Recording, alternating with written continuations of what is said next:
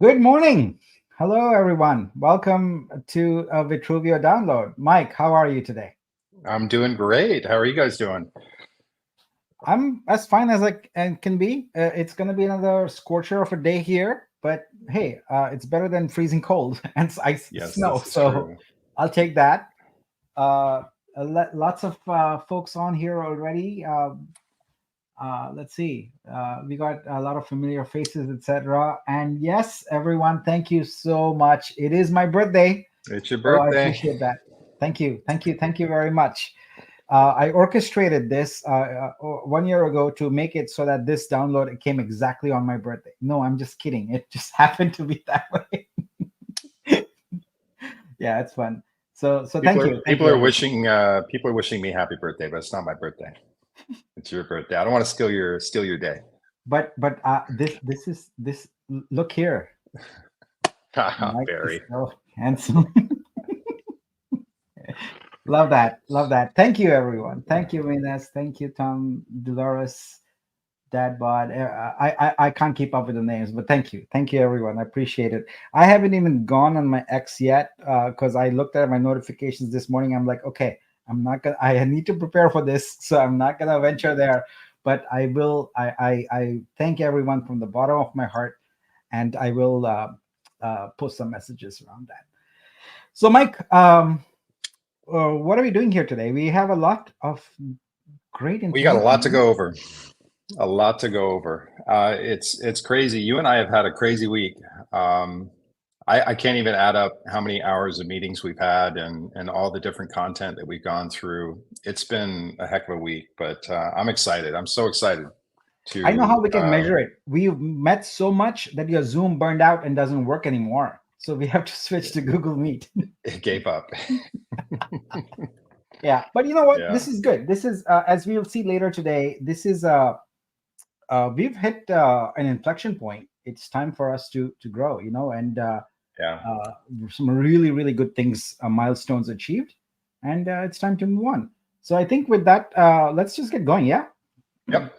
All right. Let's bring this thing on here, and here we go. All right, everyone, welcome to Vitruvio download. This is season 4, episode 4.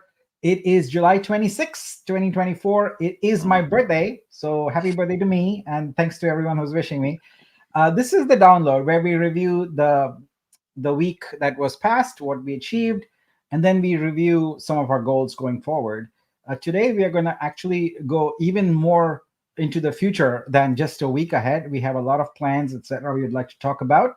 So we'll just dive into that right away. So first and foremost, our big event for the prior week was on July 23rd, right as scheduled. We did launch the Rep Vitru token on our DEX at swap.vitruvio.xyz. So let's talk a little bit about the launch. Mike, what were your thoughts on the launch? The launch actually went better than I thought it was. I thought we were going to hit a little more hiccups, but actually, it went great. I think there were, a little bit of, we had to get comfortable with and keep an eye on things, but overall, I think it went great. Yeah, I agree. I think we need to step back and look at the journey that got us here. We've been in talks with several centralized exchanges, and all of them actually always start with the question, "So how's it doing on your DEX?" And we're like, "Well, we didn't kind of launch it yet on our DEX, etc." So Hmm. after having encountered this a few times, we decided, okay, well, it's taking a lot of time to be on a DEX. It also costs a lot of money because your listing fees are quite high, so we need to just pull the trigger on this and go for it. And so we did that. We announced that, I think, 4 downloads ago, and since then we've been ramping up for this. We've got everything in place, and we launched it on our decks now. Although I don't have it on the slide, I'll just let everyone know that we are running our decks using Pancake Swap 2. We know that there's a lot of cool features in subsequent versions of the pancake swap. So it is our goal to, as expediently and efficiently as possible, get a new version of pancake swap running on our decks. And as is typical for dexes, you don't shut down one dex and or upgrade it. what you do is you keep it running. So the existing one will keep running as like V1, and we'll just have a separate one, because you don't want to move liquidity around and all that. That's just a nightmare. So it is our goal to update. But let's talk about what we think is a very innovative feature here, which is our circuit breaker. So what was the need for the circuit breaker? Well, I think Mike expresses it best in terms of our coin debt. So Mike, why don't you talk a little bit about that, and then I'll go back into the circuit breaker details. Yeah. So obviously this, our project had humble beginnings where we had a huge community that was brought into Nick's vision. That project subsequently, went a different direction, but all the investors were kind of left with, okay, what now? Nick came up with the vision of Vitruvio, took over the project. But we had all of these coins that were from the previous project that we really didn't know what to do with. So typically when you launch, let's say a blockchain, you would have let's say a pre-sale or a soft launch, so to speak. You at a discounted price, investors come in, bring in money. That price starts to increase, and then on the launch day, you would launch at a certain price. But the chain really doesn't have any debt. That really is kind of the fundraising. For us, it was a little bit different. We came in with a certain token allocation, and that represents debt to the chain. And so if we launch, because the liquidity was basically non-existent, so that's why it's a debt.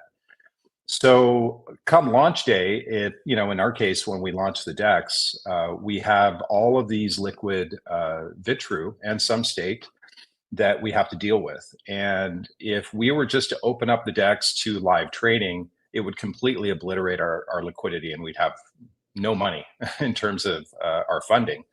So our plan was to institute a circuit breaker into the DEX, which is, frustrating if you want to trade.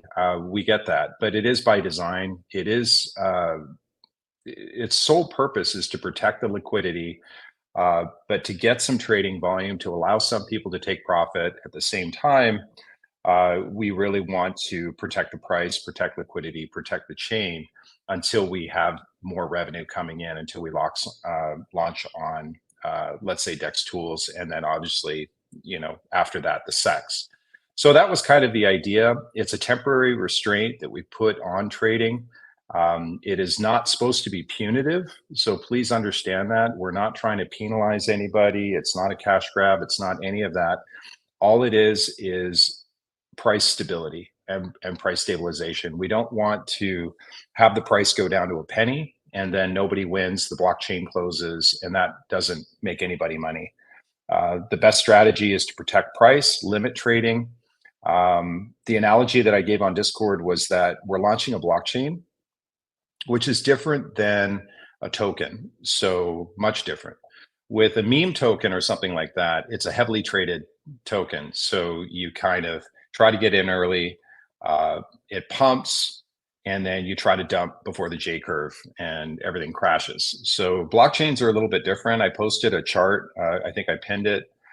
But if you look at the historical pricing of most blockchains, they launch with very humble pricing. They come in at 30 cents. They come in at $2. I think AVAX was around $2. ETH came in at 31 cents. And the strategy for investing into a blockchain is a buy and hold, where when the price dips down, you accumulate more coins, and then it goes up from there. So we're going to have to kind of do a little bit of training in terms of our mentality on how we approach Vitruvio, because we come from, the previous project was really a token. But now that we've become a blockchain, we just really need to strategize and rethink the trading aspect of it because of the liquidity concerns. So that was the initial idea behind the circuit breaker, and it's worked. It's worked great. Obviously, we want to get it off eventually, but that was the purpose of it. Yeah, thanks for that explanation. The circuit breaker is kind of like envision it. I had a price of $1 in mind. Like how can the math work out? So everything about the math has been engineered to hover around that. And there's really two levels there. There is an aggregate level which impacts everybody. So there's a total limit per epoch. An epoch in our case is 1 day, and it's 17,280 blocks. And then there are per user cool off periods. So you wrap, then you have a certain cool off period, and we've wired that up to the price. So as the price goes higher, the restrictions ease. As the price goes lower, the restrictions get more. So we're going to keep this as Mike said for a bit, because we want to ensure that we have a steady state on the price, and we don't have crazy crashes, which they're no good for anybody, right? We want this blockchain to be enormously successful beyond your wildest dreams, and in order to do that, we have to manage the price here. So that's it on Wrap Vitru. We'll keep monitoring the price and make sure that we give options for folks beyond having to sell it. Like that's where I think the value proposition we can bring is to give you ability to have more income, but without having to sell your Vitru. So that's where we are focused on. All right, let's continue on that vein and talk a little bit about VUSD. So VUSD is a substitute for collector credit that is used to buy artworks right now on there. And the launch of the VUSD was slightly delayed because we got the DEX in place, and we had a sort of hard-coded value of $2.50 for the VUSD to Vitru swap. But we wanted to make sure that the income that artists receive, because what happens is when someone buys an artwork with VUSD, the conversion rate is used for determining how much Vitru the artist is paid, and we wanted that to be as realistic as possible. And so what we are working right now is on real-time price conversion from the DAX. So that is a last-minute feature that did not intend to add, but has been added now. And we intend for VUSD to be collateralized by about 1.5x. So it is always going to be 1.5x. So this will take care of price fluctuations and ensure that VUSD is always collateralized. So it looks like we are on track with this price conversion to get it done probably no later than Monday. So it was supposed to be last week, and this price conversion feature added a little more time to it, but we're on track now to do this there. So expect to have a small period of time where we will freeze sales. And when I say small period, I'm talking about an hour or something like that. We will freeze the collector credit contract. We will airdrop the VUSD, and that's going to 3 categories of folks. 1, everyone who has collector credit. 2, everyone who's lost a collector credit because the artwork they purchased was blocked. So that's basically reimbursement. And the 3rd category is everyone who has a Vortex. In sync with this, we will also do a catch up on the Vortex Vibe airdrop. So if you have a Vibe coming to you by way of a Vortex purchase, that's also going to be taken care of in this airdrop. So we will then be fully caught up on all conversions. We will reopen the store, and we will not reactivate collector credits. That's going to be paused forever. So we never surface collector credits as sort of a token in anyone's, or encourage anyone to do that anyway. So I think it should be a non-event for most people. But VUSD can show up in your wallet just like any other token, which is cool, right? So you can add it to your MetaMask, and then you have a number right there, and you can see it go up or down. And we no longer have the units of 10 that collector credits had a limit. And so the artwork prices can be as high or as low and as granular as needed, and it'll all work out. So that's the scoop on VUSD. Let's move on. Our next topic is organization update, and for that we go on to Mike. Okay, so obviously we had a little bit of a realignment recently. I joined Nick maybe about 2 weeks ago, or is it 3 weeks now? I can't quite remember. But I was an investor, obviously, in the community, and I've been with the community since day one, and was noticing that there was a lot of communication issues, within Discord and getting updates. So I reached out to Nick and really started to wanting to help out and get involved. I have an executive past in terms of sales and marketing, and I've run companies, and so I just said, Nick, I want to help out. So we kind of started our, partnership and in friendship in the sense of, trying to make Vitruvio successful. We started doing, at that same time, there were some changes, organizational changes going on, within Vitruvio, kind of a realignment with certain positions that were kind of, how would you put it, Nick? Just, there were maybe 3 or 4 people that were working on other things, and there was this transition where they were not going to be a part of Vitruvio anymore. So it opened up some doors.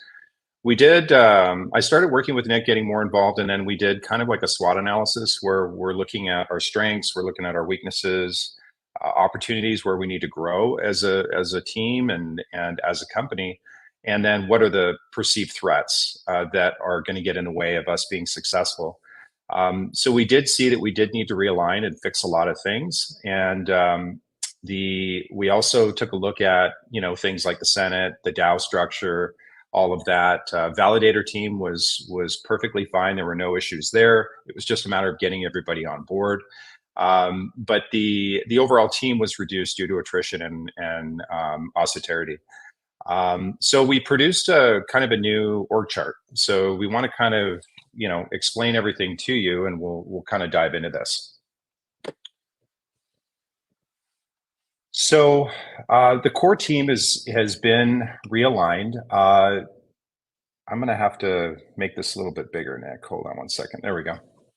Okay, so the core team now is going to be Nick, me, and Adrian. Nick is obviously the founder and CEO of Vitruvio. This is his baby, his passion, his brainchild, but he's also the acting CTO. Within his vertical is the Vitruvio technology. So he's going to be working on the protocol, the development, the DApp development, among 1,500 other things. But that's, kind of the main bucket. And then there's certain verticals that are under his care. Obviously Nick does a lot of the coding in order to,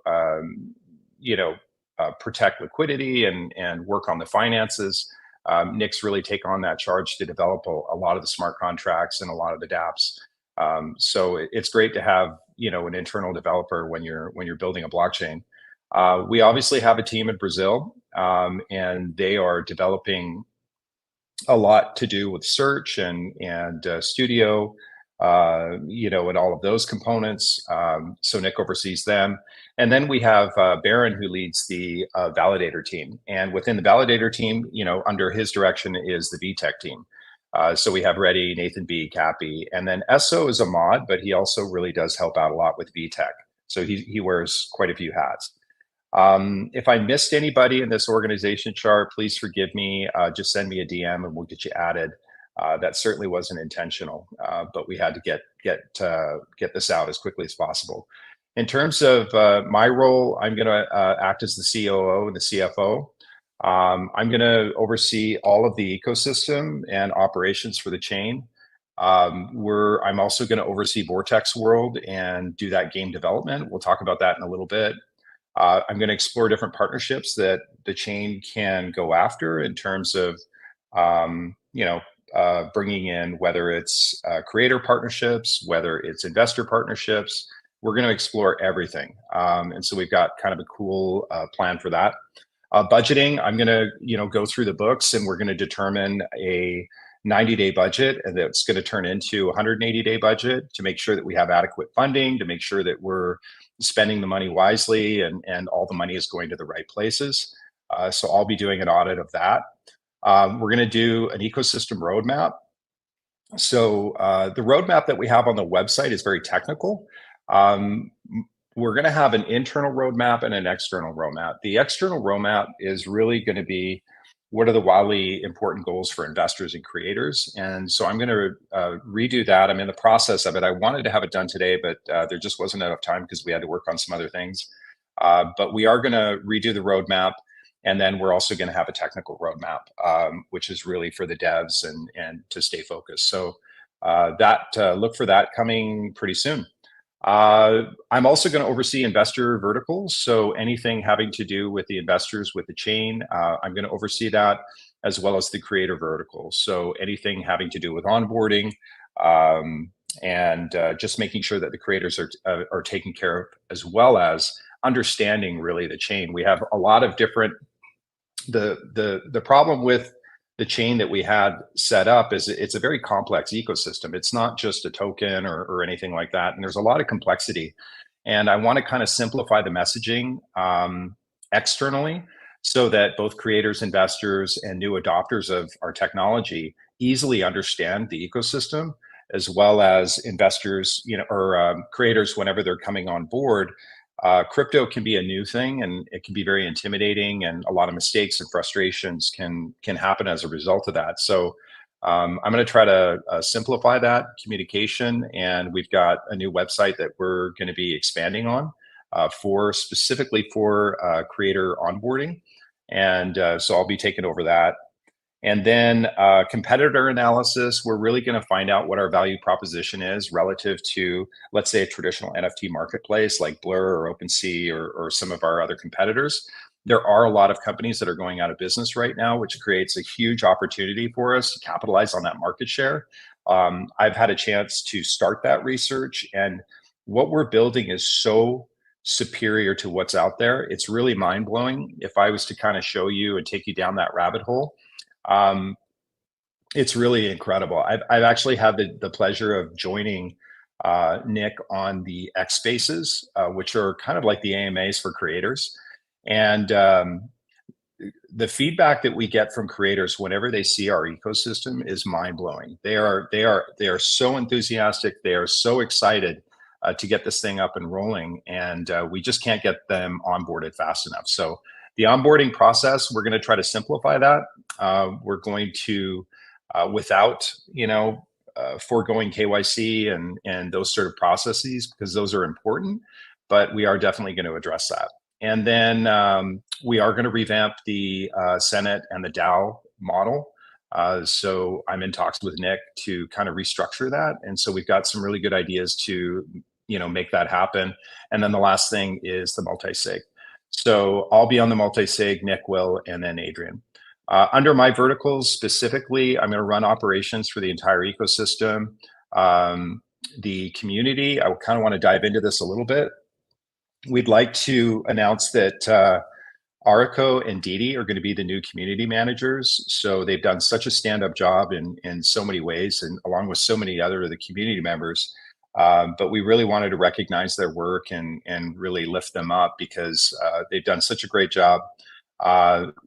SO, Biz, and Arco were the main mods, but Arco is going to take the community manager, and Didi is also going to take the community manager role. We're having two community managers, obviously, because there's scheduling. We're a worldwide organization, so we have different time zones, and we want to make sure that we have adequate coverage. So hopefully that will take care of that. We are going to change the mod roles as well. We're going to do L1 and L2 mods. L1 mods are really, you could call them junior mods. They're really going to have a supportive role for L2 mods.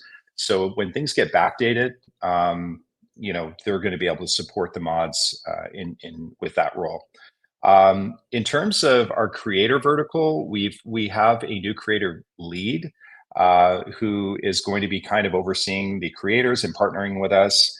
We're going to be working with her and giving her direction next week. And her name is Pam Both. We're excited to introduce her to everybody. But she's going to be really working to support the creators and that space.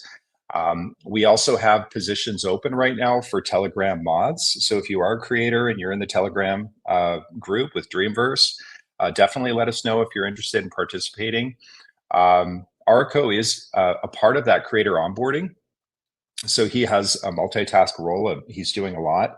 And then we have what are called brand ambassadors. And brand ambassadors are creators that are part of our ecosystem that have an influential part on social media. They also are multilingual, or they speak a specific language where we really want to make sure that our messaging is clear. So if you're interested in being a brand ambassador, reach out to Nick or myself, and we will definitely explore that. And then the last thing that I'm going to be focusing on is Vortex World. So Vortex World is going to be, actually, you know what? I'll save that. I'll save that for the later slide. The last core team member is Adrian, and many of you know Adrian through ePlays. He's an amazing entrepreneur. He's the co-founder as well as acting CMO for Vitruvio. And he's going to be handling protocol websites, VCs, Git book updates, social media, PR, press releases, influencer contacts, as well as the Honcho marketplace. And then he's on the multi-sig. So under his direction— Sorry, Mike, to interrupt. Yeah. Honcho Launchpad. Oh, I'm sorry. Yeah, Honcho Launchpad is what I meant to say. Yeah. Thank you. Obviously, he has a company called ePlays, and has been. He's one of the reasons why Vitruvio is here, and he's probably the reason why I think Nick is here. Right? Correct me if I'm wrong. Yeah. So we owe a lot of gratitude to Adrian for his role in developing, or at least the starting points of taking care of us, as well as building out a lot of the tools that we use. And he doesn't get recognized enough. So I at least wanted to recognize all the efforts that he's put in. We've received a lot of funding through his efforts, and we definitely are grateful for his contribution that he's done. Zach is under his employment, and I spelled his name wrong. I'm so sorry, Zach, if you're watching. I know it's ZAC, but that's Aussie Zach. And obviously he's going to be overseeing the market maker as well as the Honcho Launchpad. So that's that. All right. Okay. I just wanted to kind of clear up Discord a little bit and some of the changes that we're going to be, implementing. Arco and Didi, as I mentioned before, are going to be the community managers. And the way we want to kind of think through this is the ticket system, the former legacy ticket system that we had, is no longer going to be implemented.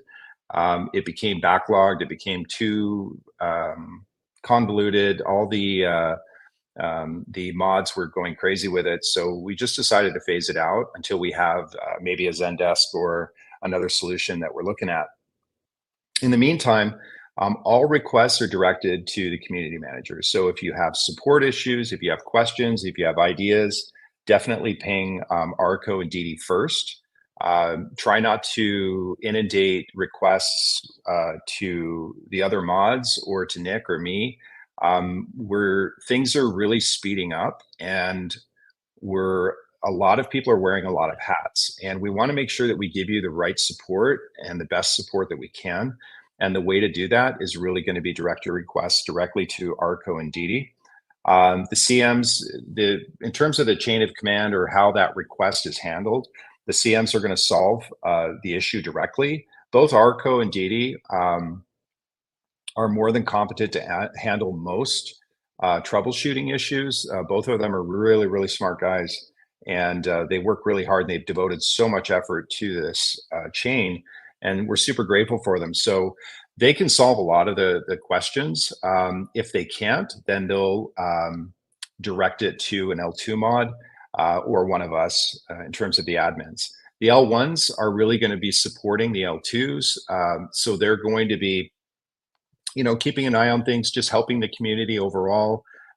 You'll see these updates in Discord later on today in terms of, the the role updates. So those will be updated later today. I did want to say we really wanted a new tide is turning here, and we're really getting to the point where we're getting closer and closer to launch in the sense of being on a chain and on a major sex. And I really want to encourage people just to keep it professional. I know we love to play around. We love to, kind of tease each other and roast each other and gang up on people. But I really want to just encourage everybody to keep it professional. If you want to vent to the community manager through a DM. Try to keep Discord clean and positive. It doesn't. It never helps the community when we're just venting frustrations and gripes and that sort of thing, because it just takes us down a kind of a negative role. So if you do have any events or if you want to gripe, just take it to the DMs and make your complaint, or I'm sorry, to the CMs, make your complaint there. We want to hear your voice. One thing I've really tried to change in Discord is everybody's voice gets heard. I don't care if you don't deliver it the right way. I don't care if you're yelling or screaming or going off. I want to hear that feedback, because I know at the root of that is someone that cares about the chain. And yeah, your delivery may not be the best, but it doesn't negate your concern. So we really just want to keep things positive and productive, I guess, is kind of the better role. We also have some kind of cool things coming down the road for those people that really do want to provide additional ideas and support. Some people have really volunteered to help the chain. We have so many people in tech that we want to leverage your skill sets and your energy into developing this, and we really do need all hands on deck right now. So if you do have a skill set, if you do want to contribute in some way to the chain, the success of the chain, we would love to have some of your expertise and some of your input. And if we have a value or a need in a certain area, definitely communicate that with the community manager, and that will trickle up to us. And then we'll be able to reach out to you directly and solve some of those issues. At least get the chain launched faster. That's kind of our goal. But that's it for that. Yeah, I would be very happy to finally retire the phrase "when launch," because that's done. We've finished. This was the goal for the first year. We've launched everything that we had committed to launching, and now what's going to happen is growth, right? So I think that should be like a fundamental piece. This is great, really well organized, really fantastic to have all these amazing folks, especially Arco, Didi, who have been tirelessly working all the time, and that's just phenomenal. All right, let's continue here. We have a lot to talk about. Mike, if I may ask you, there's been a lot of questions, etc. So while I'm presenting the next part, which you're familiar with, if you wouldn't mind starring some of them so that we can get to them later and answer them, I would appreciate that. All right. Yep. Let's talk a little bit about vibe staking and where we are. So this has been a huge success.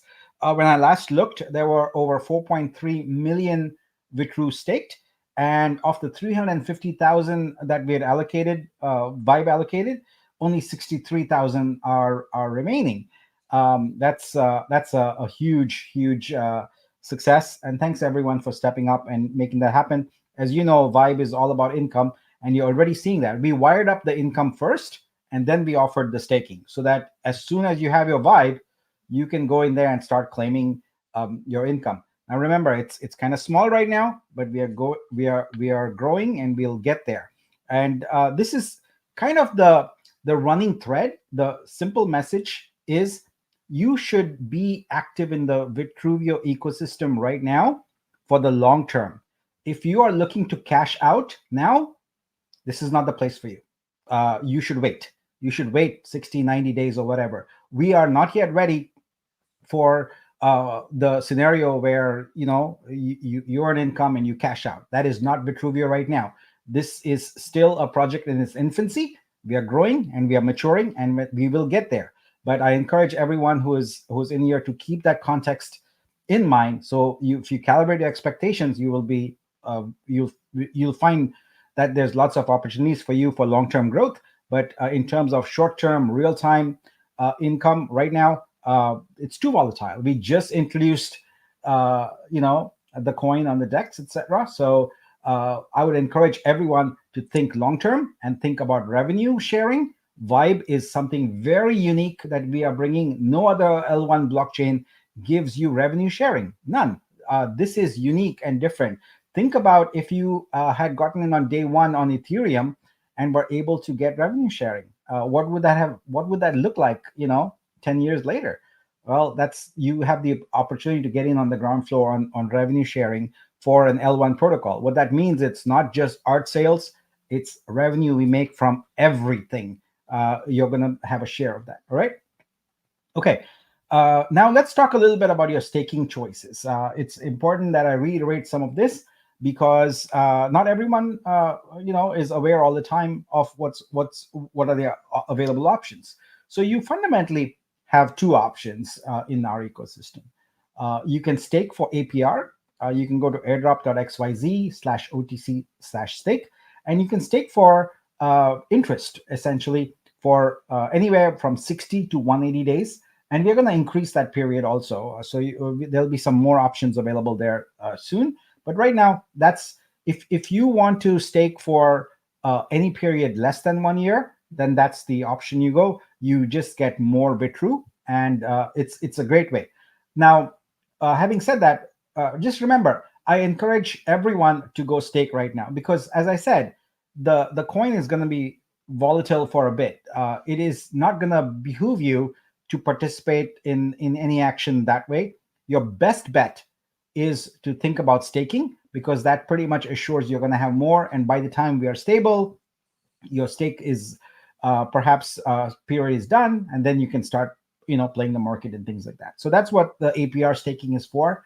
But I really encourage everyone to stake for Vibe. There's about still about 60K left, and probably by the end of this session there will be none left.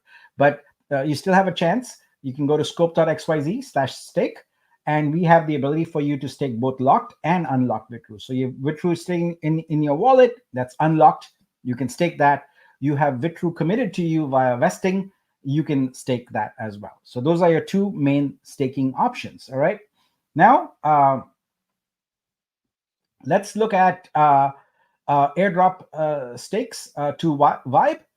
This is something you asked for, and we delivered. Let me just take care of a couple of things here. All right.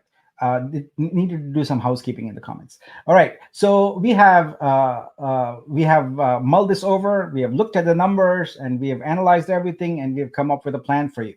So we have approximately 2 million Vitru sitting in the airdrop staking campaign right now. And people have been saying that, hey, we want Vibe. We want to go for Vibe. So here's the program. So you can stake for Vibe. There's going to be a 3-year option and a 5-year option. You can choose. It's going to be 150 Vitru. And if you choose the 3-year option, you get 3 Vibe.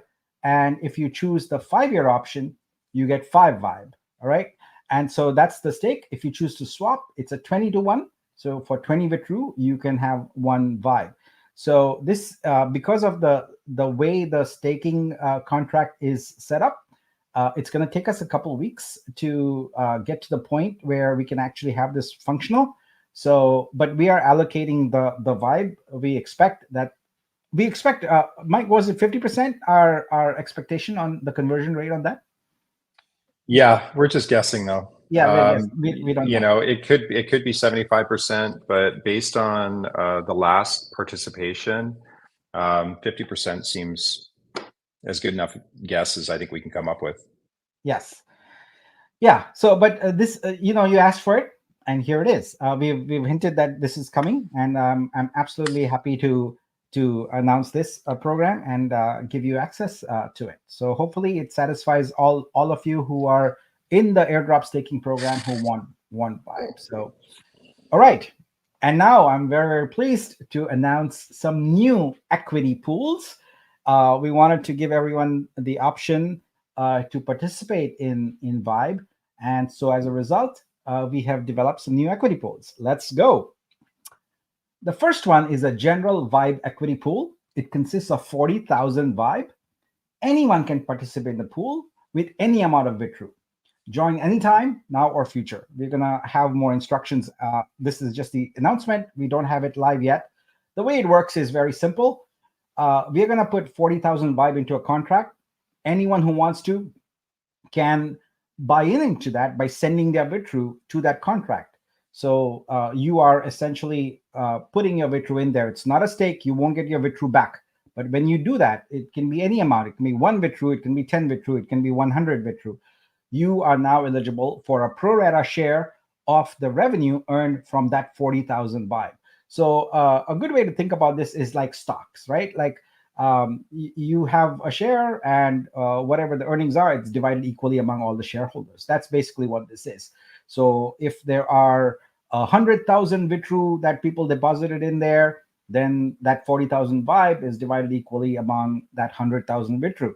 All right. So this makes it super, super easy for you to take your small amounts of Vitru that you may not want to stake, and put it in there. And again, you can join anytime, now or future. It's an open pool.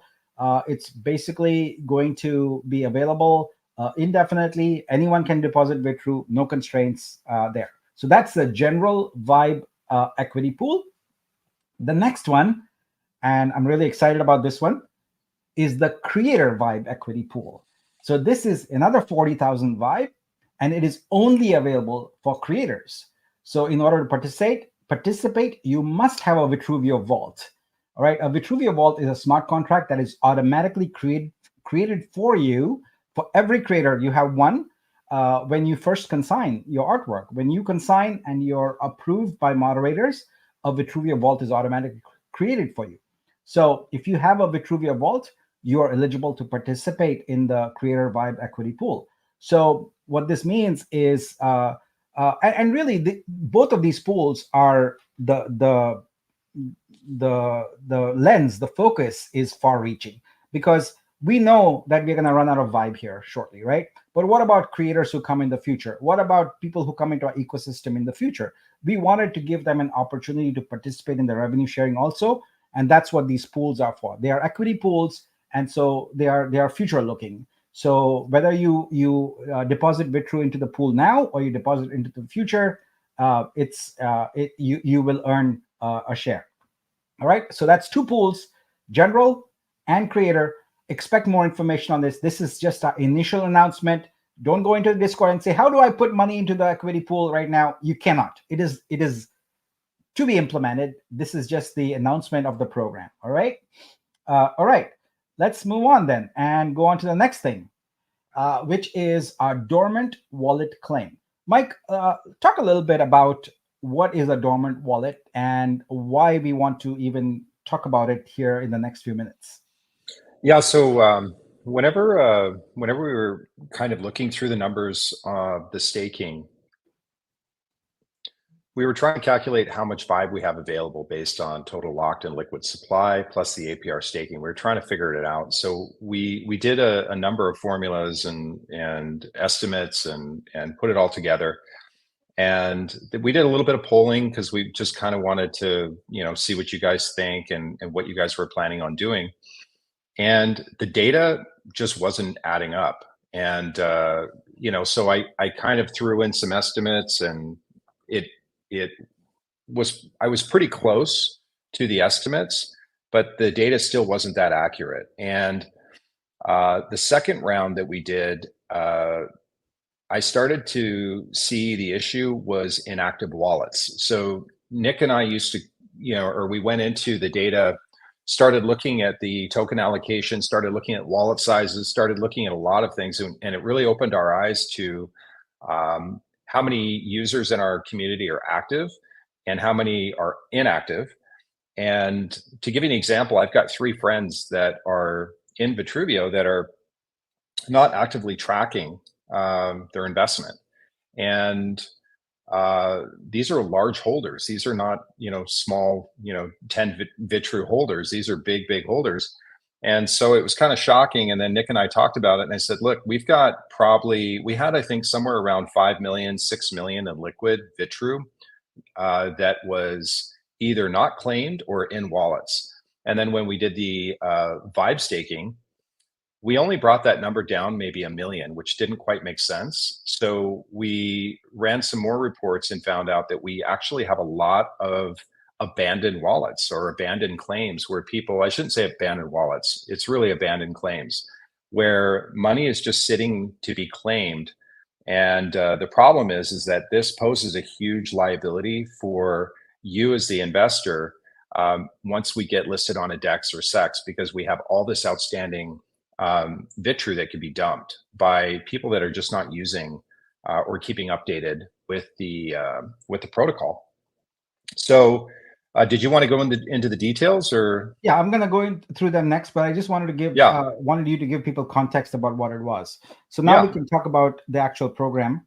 So what we want to do is essentially make it so that we don't have to count these numbers again and again and again. We want to just park them and say that, okay, we know that this is an unknown dormant wallet. Now we feel strongly that while these are dormant, there are folks that might come around someday, and we want to cater to that, right? So here's our program, which we think addresses all those needs. First and foremost, we're going to focus on those core NFTs, so that's Nexus, Maxim, etc., that are inactive or abandoned. What that means is there has been no claim made against it at all. So what we would like to do is basically put a date on it, and we by the end of October, October 31st, 2024, if there is no claim that has been made on a core NFT, we're going to consider that a dormant one, and the Vitru is automatically transferred to the general Vibe equity pool escrow. So not actually into the pool, into a holding area for the pool, right? So now the holder might come at any time in the future and convert from escrow to the pool. So they can take that escrow and say, okay, I'm going to put it into the pool, and they have earnings that accrue from that time of conversion. As a result of this, we are going to remove the freeze that we put on the claim. And as of October 1, it will be active again, and everyone can go and claim their Vitru. But the idea here is basically, if you've got a core NFT or something, go make a claim. So we know that we called it proof of life, So it's kind of like, yes, you exist, you're aware of what's going on, or you don't know it. There's a lot of people who have no idea what's going on. And I think Mike will agree, you see still people saying, hey, what happened to my Vulcan coin or something like that? They have no idea how much this ecosystem has matured and how much has happened. And that's okay, but we have to move on, and we cannot allow these things to hold us back, right? And these things are holding us back right now. So we've come up with a very fair program that says, okay, fine, if you're not here, we're going to set aside your Vitru, and we're going to make it available for revenue share. Now, you and I both know in crypto, there's a lot of times where we go to a project and we find we missed some deadline and we lost out completely. Those coins are gone, or those tokens are gone. We don't want that. We want to give them sort of a benefit, but it's an escrow. And so that's what's going to happen to dormant, or I like the term someone used here, zombie wallets. So that's good. So yeah, expect the claim to freeze to be lifted, and then we are back in business there. All right, so that's it for dormant wallet claims. So lots of exciting news here. We've got the 2 equity pools, and we've got the dormant wallet claim. All right. Now let's talk a little bit about Vortex World. So it's over to Mike, who is the new head of the Vortex project. Okay, awesome. All right, I'm super excited about this. I've been thinking about this for a long time, and when Nick told me, he says, "Hey, I want you to take over Vortex," I was like, "Oh my gosh, I'm all in! Like, this is crazy." So, I used to be years and years ago.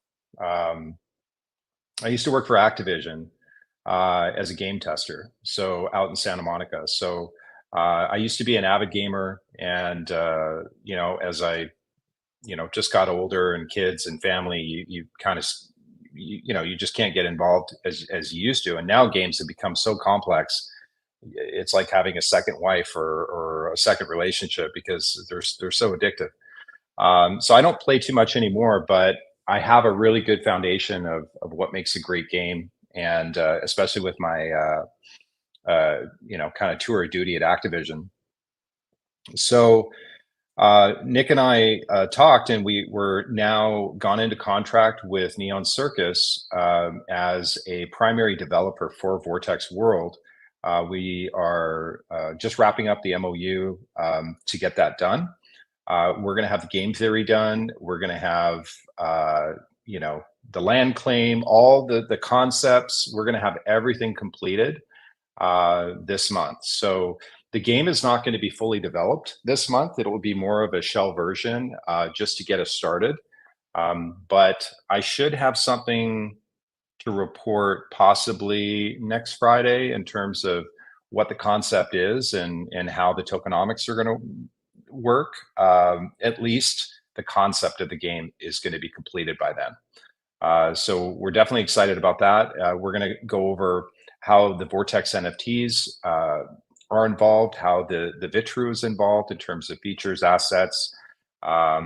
We'll talk enemies, we'll talk battles, we'll talk how to profit from it, how to make money from it, and just how to have fun. So we're really excited about that. We're in the early stages, but we're building it out as we speak. So that's going to be a big part of my role moving forward.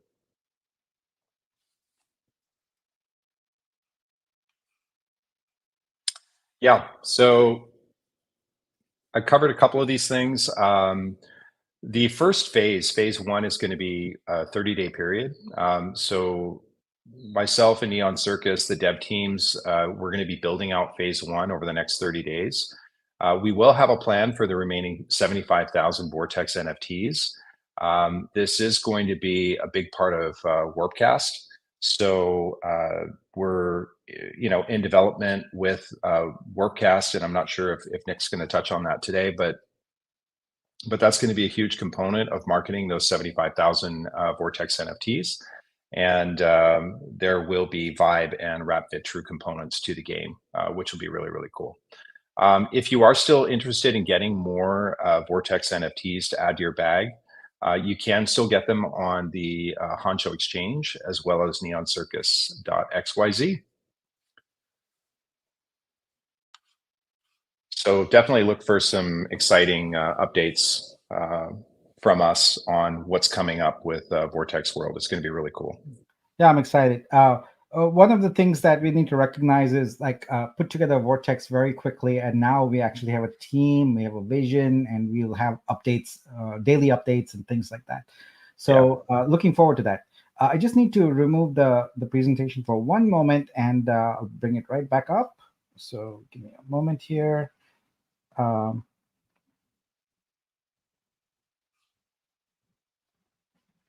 Okay, we are back. All right, and let's continue, and let's talk a little bit about Vitruvio Suite. So last couple of weeks, we've had a lot of progress made with Vitruvio Suite, and search has been really, really humming. We've added a search carousel here, and we are seeing lots of artworks being consigned here. And there's some new features coming in response to what people are asking. We're always listening. We may not always be able to reply to individual things, but we are always listening. And we have a lot of cool new features coming up.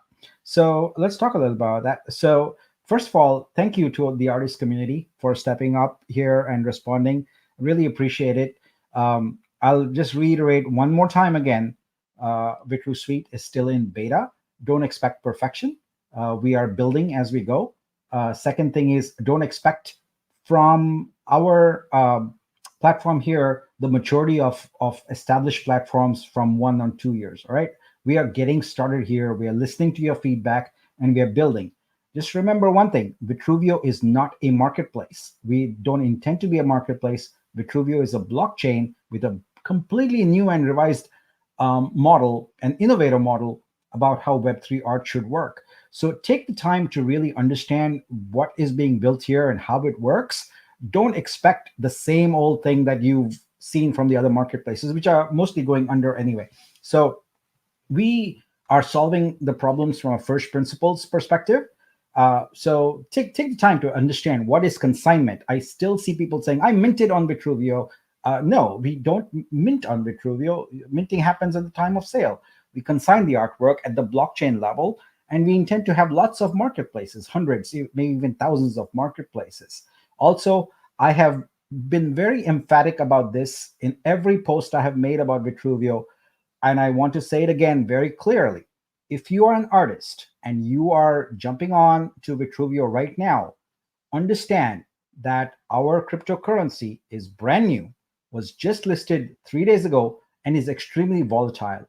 If you expect to sell your artwork and pay your rent or whatever with Vitru, not going to happen. It's going to be very difficult for you to jump into that volatile market right now and be able to get your money's worth. So right now, the best thing you can do is hold on to your Vitru or stake it. There's no point in having the Vitru sit in your wallet. It makes no sense. It's not growing.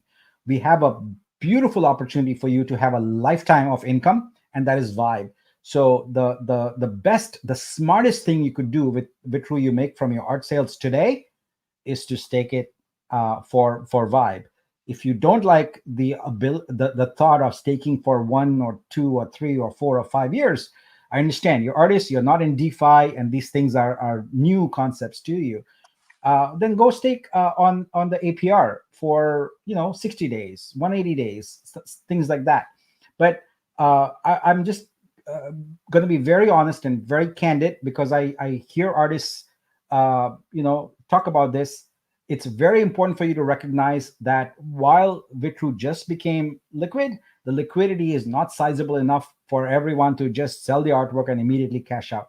This is a 90-day play. You gotta wait for a little bit while we build up the liquidity. We work our way to our centralized exchange so we can have more public investors come in, etc. So I just want to emphasize that again and again, because I don't want any artist to feel that, hey, I wasn't told that this is not liquid or whatever. No, this is an emphatic message I put out every time.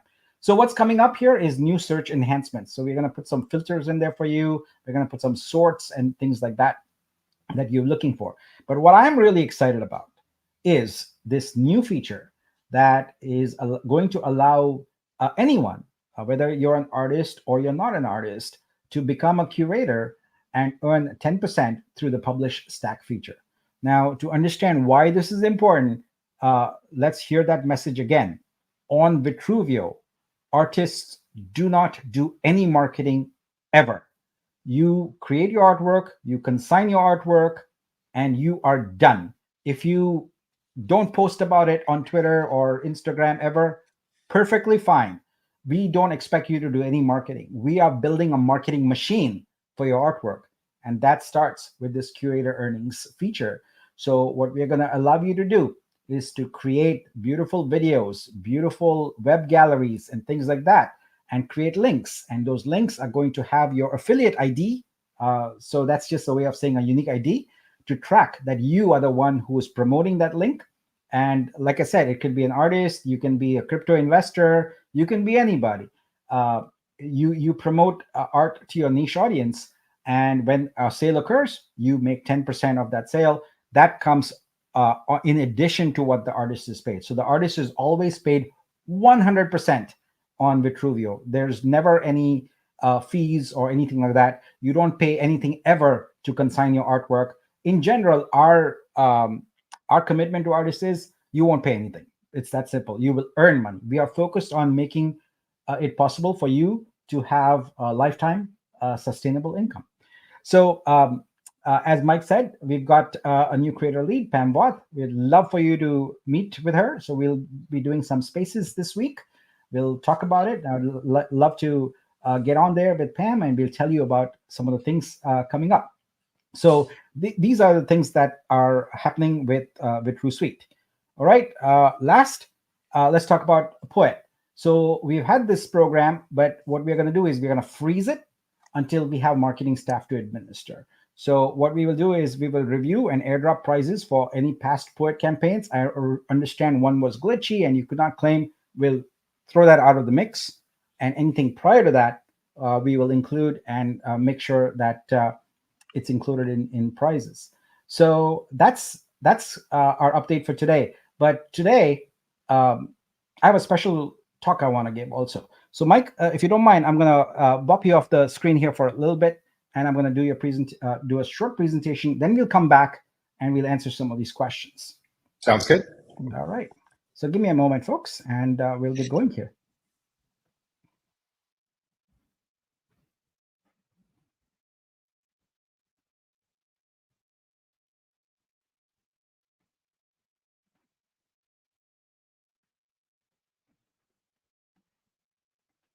Sorry, guys, just taking a bit of time to get this sharing done.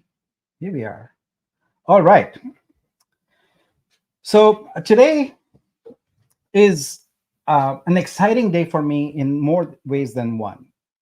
Um, this represents year one, exactly, almost exactly to the day, 1 year ago. Um, I was here and I pitched an idea to the community. And what I want to do today is talk a little bit about that journey, this 1 year journey that I have taken with you. So let's talk about that. So, first thing is, 1 year ago today, the Vulcan community was leaderless and had no future. The token value was precisely zero. That's it. That's the reality of it. Let's look at what has happened since then. So, I presented a vision to build a blockchain for creators to the community. We took a vote on it and we decided to move forward. Um, I don't think there was any doubt in my mind that we would go forward because the community, as I said, had no other options. The token price was zero. There was no future. I knew that would be a very, very difficult journey, but I decided to take it on anyway. This is the vision I presented a year ago. I said, let's build a blockchain for creators. We build a creator first protocol with passive income generation through rebasing, with intellectual property rights management, and financial incentives and monetization for creators. What you've just heard today in the prior presentation and what you've been hearing for the 52 weeks every Friday where I have stepped up here on video and given you an update is exactly this. We've built this. It was very, very difficult, but we've built this. The first few months, actually the first half year, I won't mince word. It was hell. Mostly not because of the work or because of the challenge. It was because of members of the community. Very toxic. But I didn't care about them. I still don't care about them, and I will never care about them. I care about the folks who understand the vision and who are willing to provide constructive criticism, give good feedback, and help us grow together. That's what I'm looking for. As a leader, that's what I have to do. So that was the vision, and that's what we built. So I like to think of this as kind of like a 1 year CEO performance review. All right, it's we do that like as when we are in Web3, so there's no employer employee kind of model. But let's look at it this way. All right, I want to reflect back a little bit on what's been done. So we ran a boosters campaign right away initially in order to raise capital because we had no money. That turned out to be a wild success, thanks to all the folks in our community who did an amazing gesture of support, and we raised $1.75 million. Next, we set out to build Vitru Suite. I had a vision, I architected it, and we have a good team. We put the team together, and I wrote all the contracts for it. I wrote an asset registry contract where you can consign things. We have a license registry where you have flexible licenses.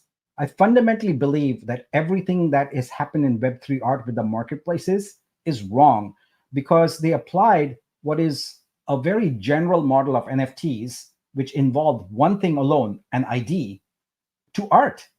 That doesn't work that way. Art is intellectual property. There are variants of it, etc. So there needs to be a good licensing model. Vitruvio is the first blockchain where we don't not only have licensing as a first-class citizen of everything we do with regard to art, but it's also on-chain. We have the ability to create hundreds of types of licenses. We've started off with 4, and we will create more and more licenses. The basic premise of Vitruvio is that art is monetizable again and again and again, as long as the artist retains copyright of the artwork, which they do unless they will willingly sign it away. They should be able to monetize it from the day it's created forever. So the compounding of that is how you create wealth. And that's what our license model is designed to do. We have a media registry. The media registry incorporates industry standard C2PA signing that is adopted by Google, Microsoft, Adobe, etc. We haven't talked about it with our community yet, but it's already being done. The artwork you consign is being signed, and it can be proven that you are the one who authorized that signature, and it was uploaded through Vitru Studio.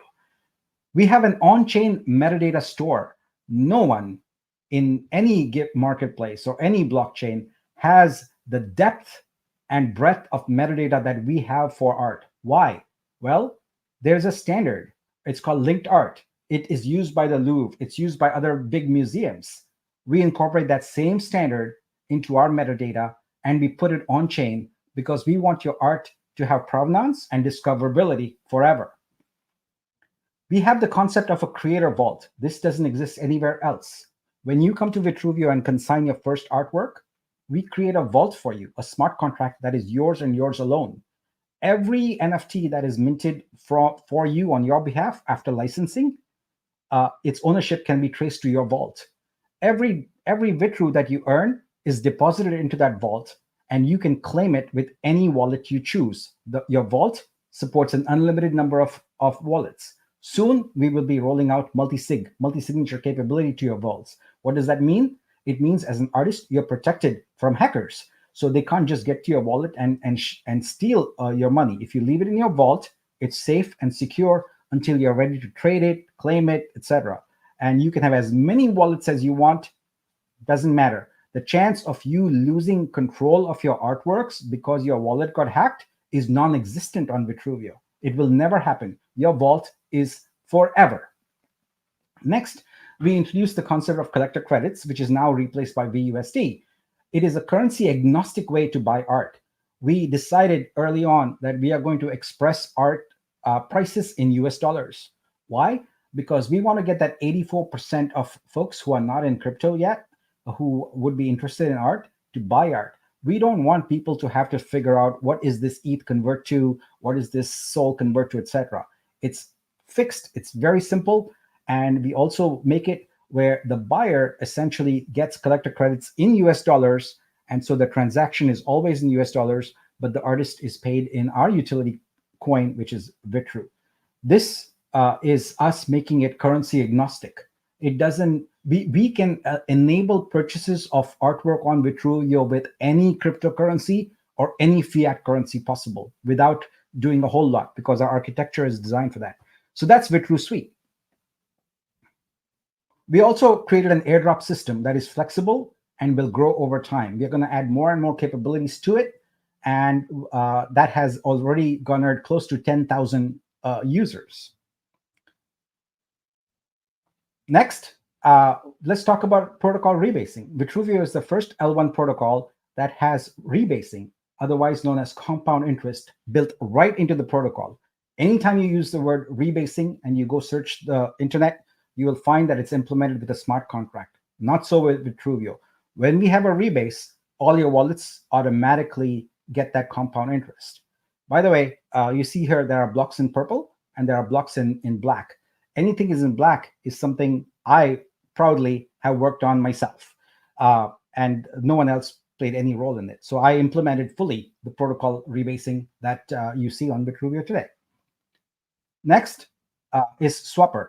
So we built this application in order to solve the problem of having runaway inflation in terms of our outstanding coins. We gave people the opportunity to swap their Vitru for our DEX coin, which I'm going to talk about later, and do some other things. So that was Swapper app.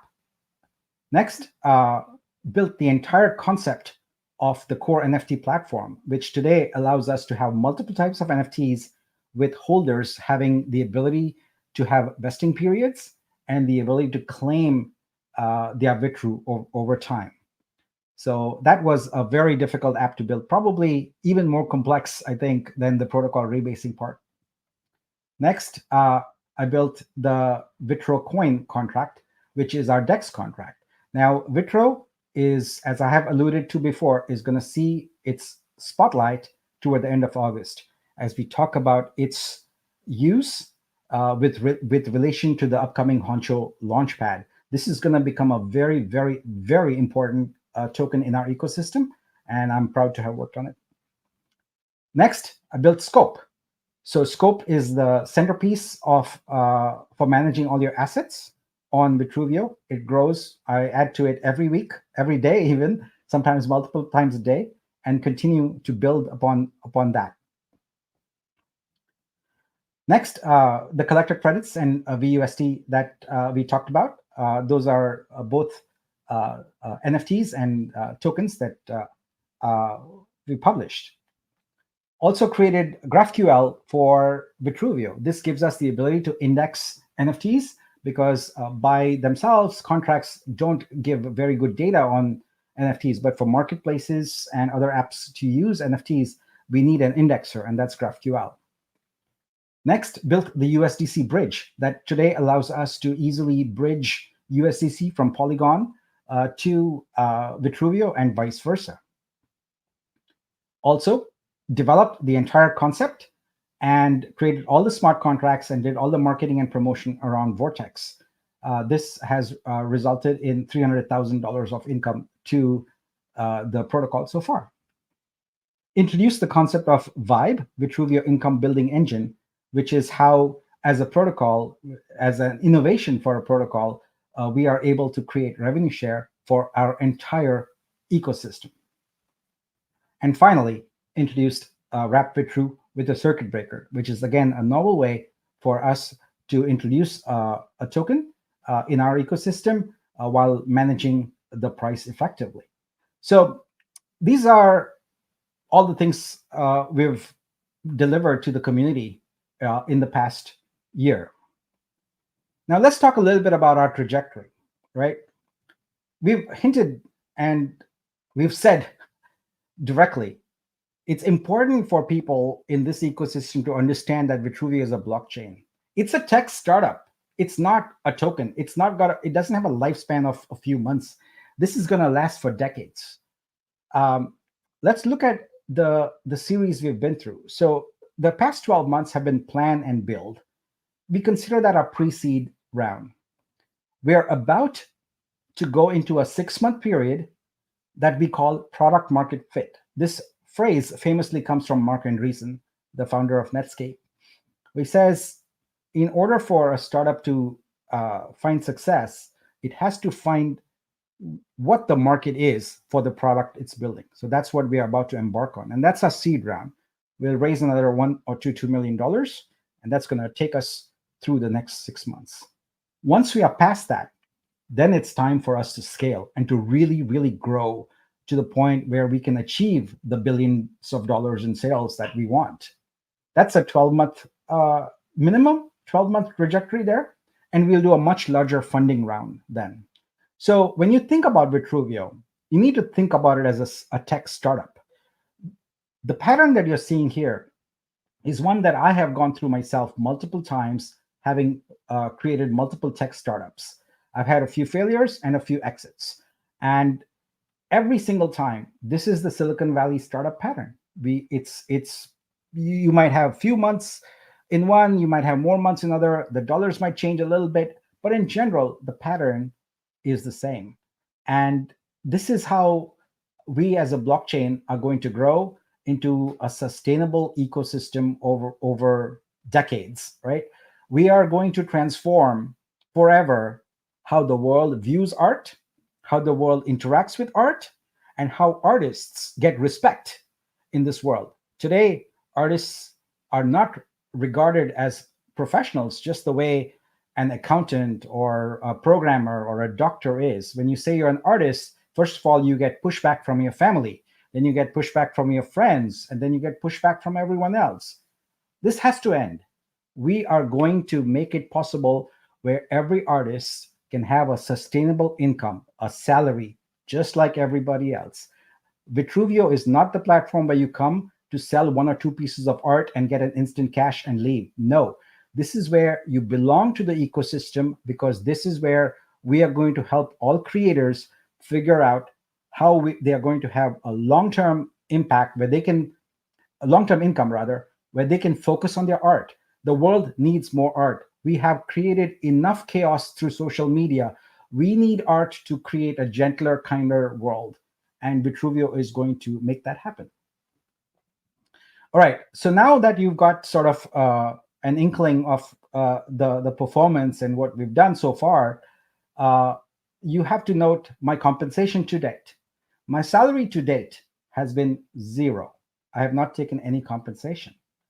When we first made this agreement, there was a token agreement that we reached, and that token allocation was 1.9 million Vitru with a vesting period of 2 years. What I'd like to do today is I haven't taken that yet.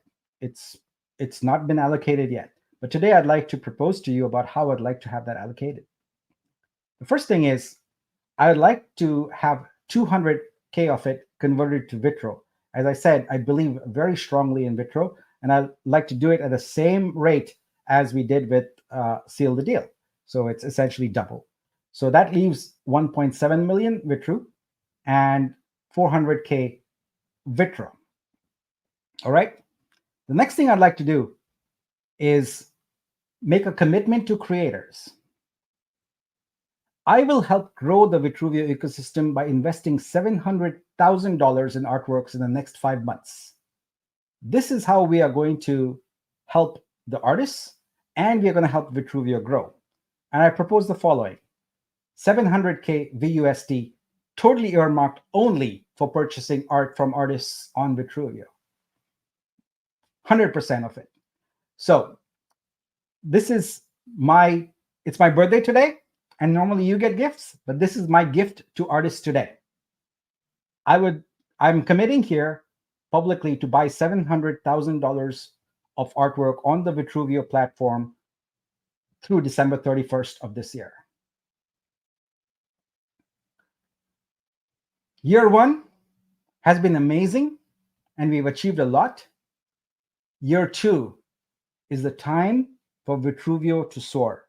Come and join us. Be part of this ecosystem. You will not regret it. It's going to be an amazing, amazing journey, and it's going to redefine how the world views creators, how the world views art, and really change your life as an artist.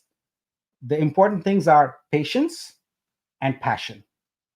We are new. I always say we are a toddler. Don't ascribe to us the qualities of an adult. We are growing. Grow with us. We are going to be very successful with your help. Join our ecosystem and be part of it. But I thank you for the opportunity to serve. And I hope what I've delivered here in the past year with our teams, with all the amazing community, is value. That's what I've been trying to do. And I hope that I've done that. Thank you. Mike, let's hop on back. Hey, I think you're everybody's best friend. Great news. It's Great actually news. a little emotional for me. I don't know. This is, people don't understand how much passion I poured into this. I've sacrificed a lot of family time. It's been 365 days of 18 to 20 hours every single day. I really believe in this, and I really believe in the success of artists. Sorry, I got a little emotional. But No, I thank think everyone. I thank everyone. Yeah, thank you, Nick. I think it's crazy when I first reached out to you. It was, I think a lot of people were frustrated in the community because we just didn't understand what was going on. The communication lines were fractured. Nobody knew what was really going on in various areas. You were wearing 15 different hats, and your passion from the beginning was to get this thing to work. And it's crazy. So I'm a top 20 holder within this community, and my initial intention was to get close to you so I could know what's going on. I want to know really what's going on. We've had critics of the community because of previous bad actors. The community has been through a lot, and they care about you. They care about the project, and they care about their own bag. But there just wasn't clarity on what's going on. And getting to know you over the past month, it's been insane, because I've seen you're the real deal. You are a legitimate artist. You're a legitimate tech guy. Your character is unmatched. And I'm not just saying that. I've seen it and I've witnessed it. We've been in conversations where you've had the opportunity to go this way to benefit yourself, or some other thing, and you're constantly doing the right thing for the community. And I wish all the critics could see what I've seen over the past 30 days, because you're just amazing. You're an amazing person. You're creative. You're intelligent. You're passionate about art, and you care about this community. So thank you, and happy birthday. Thank you. Thank you. Thank you. I appreciate you, Mike. Yeah. All right. Let's take some questions here. We've got a lot. Yeah. Let's go to the star ones. CK says Circuit Break is genius. You're awesome. It's a needed thing, because necessity is the mother of invention, they say, right? This was that, because I will not allow this ecosystem to go down just because there's folks who want to do a cash grab. I'm not going to do that. We are going to succeed together and grow big. Is there a benefit to hold VUSD for reasons other than artwork purchases right now? Look, it's the stable coin of our ecosystem. I plan on using my VUSD just for buying art. We may introduce other reasons for it. I'm presuming people will create trading pairs for it, but it's always going to be worth exactly $1. Yeah, hold it, or you will be able to acquire VUSD for Vitru. By the way, we'll set up a swap page. It'll be at the standard swap rate, right? We know what the price is for USDC, and so we'll apply that same thing to VUSD. I'm presuming that in Vortex world that we will have the ability for you to buy things with Vitru and with VUSD. So, is there a plan to attract different genre types of art, as it is very heavy on quick AI generated works? How do you plan to get buyers and real artists? So I think this is a two-parter for both of us to answer. I'm just going to take a quick stab at it, Mike, and then I'd like for you to also take a shot at it. Look, when people see a new platform, they gravitate towards it, especially if they can see it as a cash grab, they can get money. That's why in the early days of when we first launched Studio, we had a lot of scammers and impersonators and all of that. We cut down a bit on that, and we're going to continue to see that. But our platform is designed for everybody. There's a lot of artists that are not in Web3. In fact, a majority of them are not in Web3. How are we going to get them on? Well, our go-to-market strategy was to build something, refine it with the existing Web3 artists, so we don't have to explain crypto and all of that, right?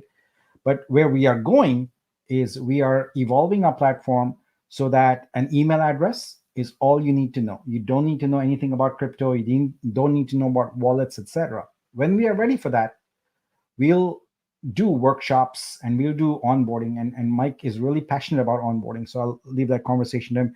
But from a software standpoint, we want to make it where there's not a trace of crypto there. It is welcoming and has a beautiful UX for artists. And until we get to that point, we are not going to market and promote that. So over to you, Mike.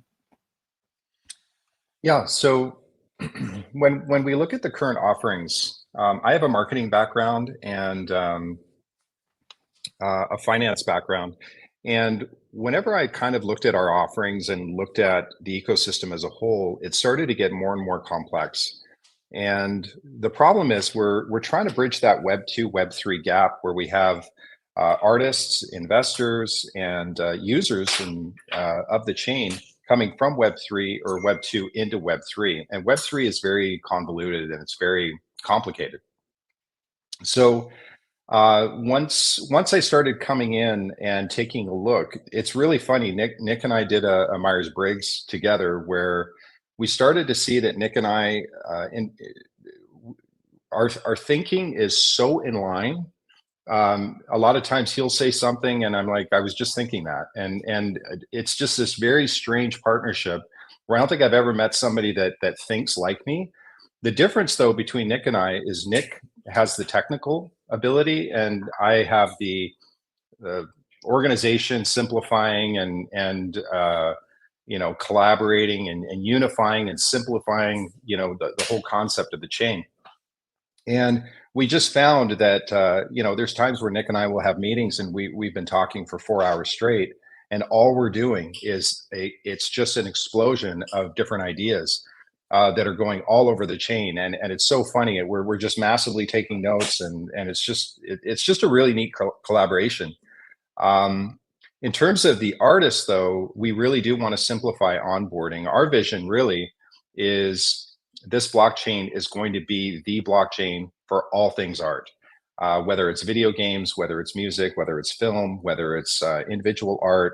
But not only that, having that bridge from Web 2 to Web 3. So you can do print on demand, you can do streaming, you can, we're even exploring coming out with a product line of our own Vitruvio TVs. There's so many really cool things that are coming down in the pipeline, and we record everything. All the feedback that we've gotten from Discord, from our incredible community, guys, I every single thing that gets DM'd to me gets recorded, and it gets classified. And this one's an idea, and this one's, hey, we got to fix this, and hey, this one is just a vent, but at the core of that vent is a real need. And Nick and I talk about every single thing that I get DM'd. I'm trying to get out of that role, but we're still going to have that process through the community managers. But I just want to say thank you again to the community for all of your suggestions. We're going to continue that. I talked about this maybe 30 minutes ago about doing the town halls. We are going to go into town halls really to get community feedback and really to have a feedback loop. I do want to do feedback loops with creators as well that are actually using search and using our tools and our platforms to give feedback, because sometimes you get so caught up in the weeds, you really don't, you forget about user experience. And I love Steve Jobs' quote that if it needs instructions, it's too complicated. And I've always used that in our approach and how we're communicating the vision of Vitruvio and really what we want to do with it. But simplification, user experience, and hopefully making lots of money. That's definitely going to be the goal. Yeah, absolutely.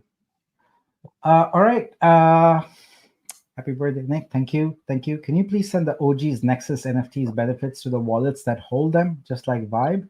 Because we bought Nexus NFTs to those that wanted out of the project. Okay, I think this refers to transferred wallets where I send the benefits to where the NFT sits versus the OG.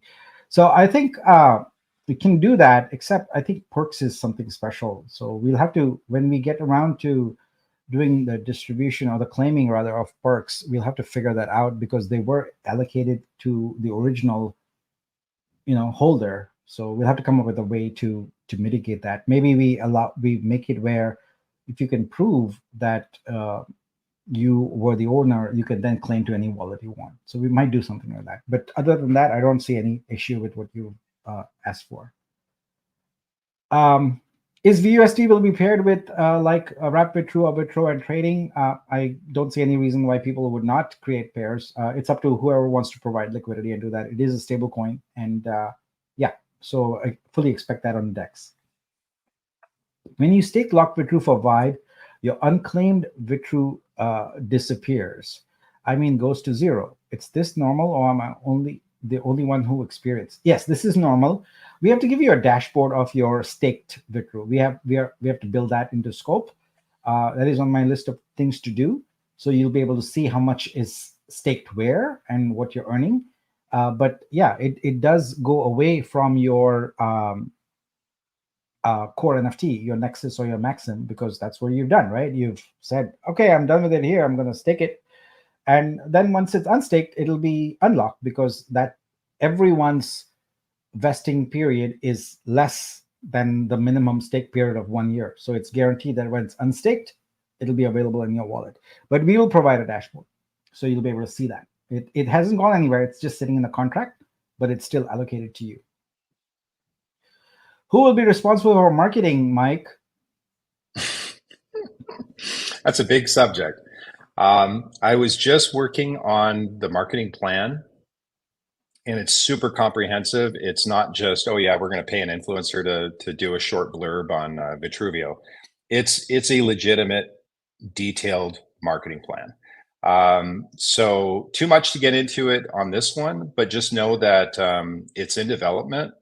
We're hoping to launch, the marketing within, or at least start the marketing within a couple of weeks, because the first part of our marketing is going to be Vortex World. And we're going to kind of start there, but I will have something put together, maybe a week and a half. Probably like a week to a week and a half. I'll have an outline of a complete roadmap for marketing and how it's going to be executed. But we got some crazy ideas. Arco is amazing. He's just wonderful to deal with. 100,000%. Yes, he's a great guy. And I'm really thankful to have someone like Arco in our ecosystem who is just a steadfast All leader. the mods, they're amazing. And Mike, we haven't talked about this yet, but in every open source project I've been a part of, we've tried to implement like an MVP, most valuable professional kind of, we need to do that, because there's just so many stalwarts in our community here. There's some great people, and they deserve recognition. I'd like to start bringing them up in our weeklies. You're going to do the town halls. I believe that the silent heroes need recognition. They should not be silent forever. We need to celebrate them. The problem is they're and I don't say this just for a fun talking point, but they're all they're VIPs. They're all amazing. They've saved my butt, every single one of them, whether it's Biz, Esso, whether it's Baron, whether it's, everybody has grinded to support this community. And it really is a grassroots community project. And a lot of them have done it without compensation. They've done it without pats on the backs. So definitely take care of the mods, take care of all those people that have supported you, supported the chain. Because when you're on the other side of it, you got to remember, I was a holder and a community member. Now I'm a part of the team, and you see a different side of things. You see all the work that goes into all the meetings and the strategies, and it is so much work. I mean, Nick and I are putting in 16 to 18 hours a day. We go to bed late, we get up at 4 a.m. and I start work. I just wake up, and I wake up at 4 a.m. my time, and I'll send him a message just to kind of give him a heads up on something, and he replies. And it's crazy. I'm like, what are you doing up? And he's like, I never went to bed. And I'm just like, oh my goodness. I'm like, Nick, go to bed. But when you're passionate about something, you don't really think about sleep. You just enjoy what you're doing, and it's invigorating. And the energy that we get from the mods, the energy that we get from the community is, it's amazing. Yeah, it's been really cool. A compliment for us, excellent communicators. Appreciate that. Thank you. It's always an opportunity for growth. But thank you for that. Shout out to Didi, top man, always helping. Well done. Yes, absolutely. 1,000,000%. I mean, just as Mike just said, there's just we don't have enough words to express our gratitude and how amazing people are. So I wonder if there are any plan to have something implemented to protect the artist payment price. For one piece I sold for 500, and now the coins are worth half, so a bit discouraging. No, as I've emphatically said again and again, and we've made it a point in every communication to, this should not be about a current value. It's extremely volatile, and your income has not lost value. You just need to hold on to it to the point where the coin is stable, and then it'll be fine. But I encourage people to not think about short-term gain right now, because once again, repeat, Vitruvio today is not the platform for you if you just want to extract money for your rent or whatever. It's too new and too young. The coin was just listed. So staking is a better option for longer term income. In 90 days, it's going to be a whole different scenario. I think also, though, Nick, just to speak to, if I'm going to play devil's advocate, I think we do need to do a better job of managing expectations to the creators that are onboarded on what's coming down the pipe and how to navigate through this, and also expectation of income and revenue. I have some ideas for that, just to manage those expectations, because we don't want anybody being disappointed. We want the user experience to be strong. We want expectations to be managed, and that way there's no surprises. And we definitely don't want to let anybody down. But I will take ownership of that and make sure that future creators don't share that disappointment. Yeah, as I said, if you're coming on board right now, you're coming on board with eyes wide open that this is a journey. We want to have you be delighted about what we are building for you, and not disappointed that, oh, the coin is not trading at a certain value, or it's dropped in price. We expect it to drop right now. But you are not aware of that if you're just coming into the ecosystem and think of it as another Ethereum or Solana or something. That's why I take pains to note for everyone that this is new, and if you need perfection, if you need stability, etc., then please wait. Give us some time, and we will get there. When KYC for artists, right? So that is actually in today's meeting. We had KYC on the feature list for the upcoming 2 or 3 weeks. So you're going to see it in that time frame. Have you thought about the idea of establishing a method where first artists could wrap first? This would account for all the time that some artists are investing more than others. What do you think? This is about prioritizing wrap Vitru to be able to sell. I think I don't know how we could implement something like this. The granularity of what we would need to, the data we would need to parse in order to build something like this would probably be non-trivial. But it is a good suggestion. I understand where it's coming from. It's basically saying that the artists who came early should be able to monetize right away, is how I'm interpreting that. It's complicated. I'll think about it a little bit. DD Arco will do a great job on Discord. Yes. This is awesome news. More staking. Yep. So this is, I believe Mystique is talking about the equity pools. Yep. Can those validators who will instead opt for 15,000 Vitru vested for 24 months instead convert the equivalent Vitru into Vibe? If yes, what's the option? So this is about the inactive validators, correct, Mike? Yeah. So we would just have to look at what the total amount is of that pool, of the number of validators that are maybe opting out, see what that volume is, and explore that. I'm not against it. I just think we have to look at it. But I've got it written down. So thank you, CryptoPay. All right. How is equity pool different than stake for Vibe? Is that we invest Vitru versus 5 years as different? Yeah, the equity pool is a public pool. It's where you contribute your Vitru and you get a revenue share that is proportionate to how much Vitru you contributed compared to everybody else. So if there are 10,000 Vitru in there, then the 40,000 Vibe revenue is divided among 10,000. If there's 100,000, it's divided among 100,000.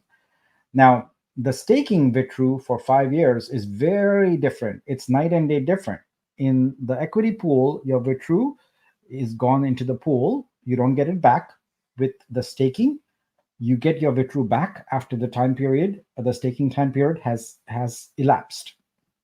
Also, whatever Vibe you get, you are getting 100% of the revenue share of that, whereas here you are getting a proportionate share of the revenue.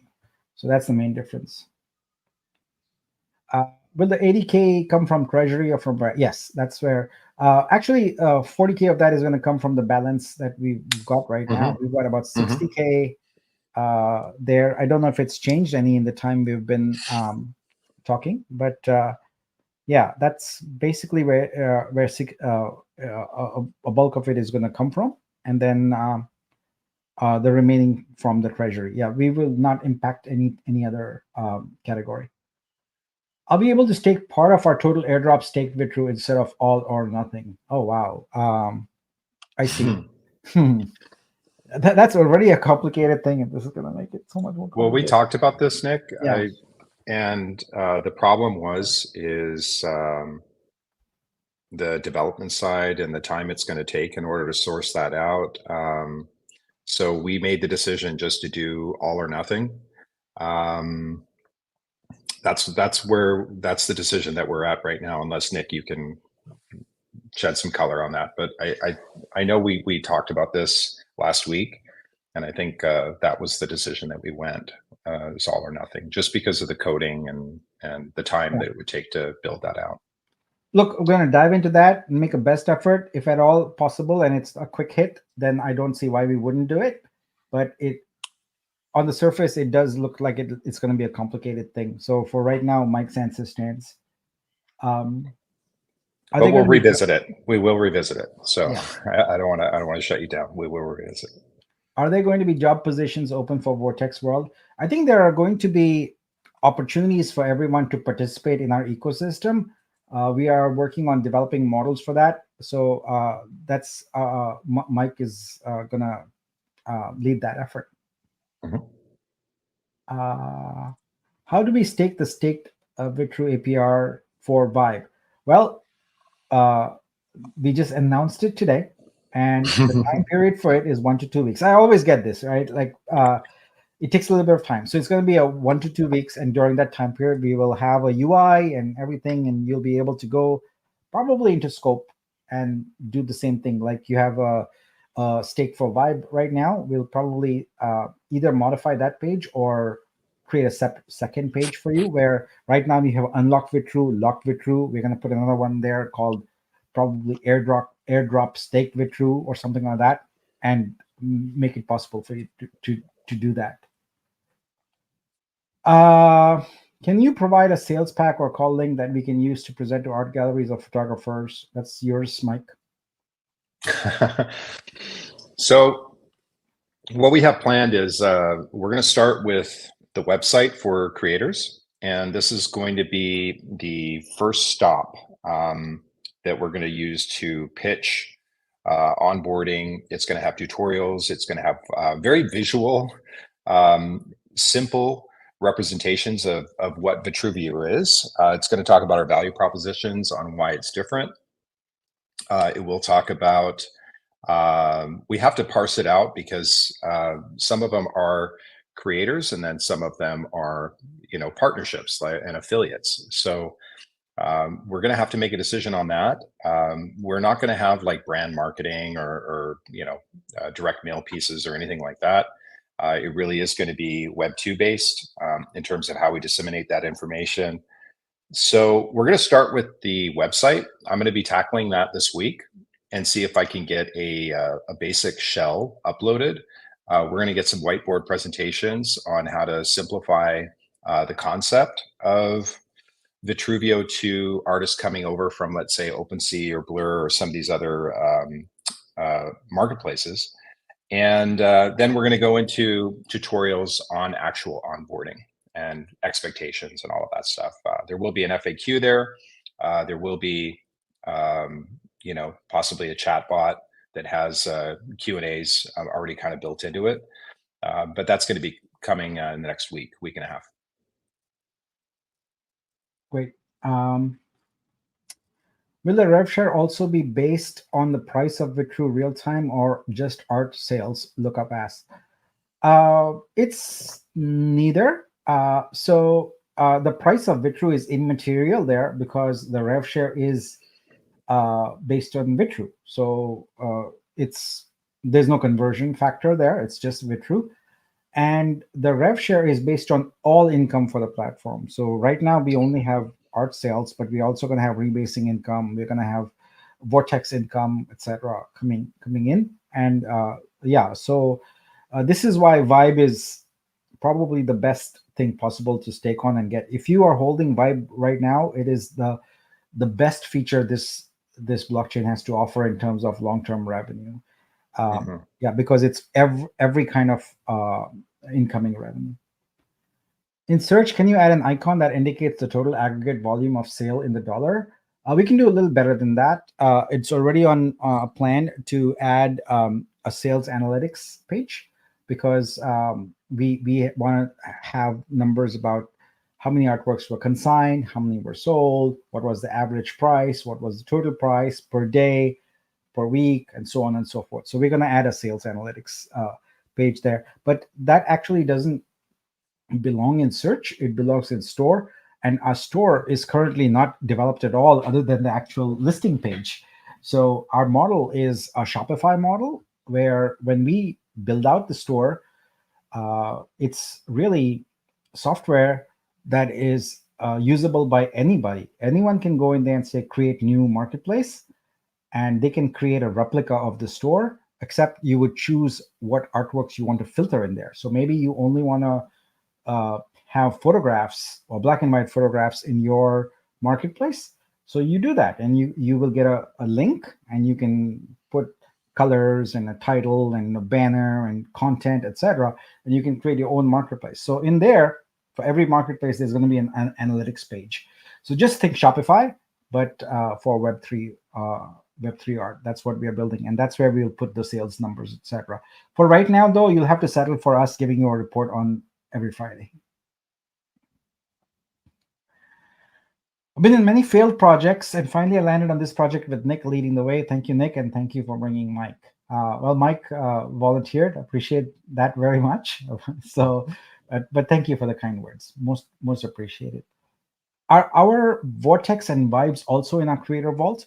No. The intent of your Creator Vault is restricted, or limited rather, to your assets. Whatever you put in, you consign, and then whatever is licensed from it will go in there. So your vault has first and foremost the NFTs that are minted for it.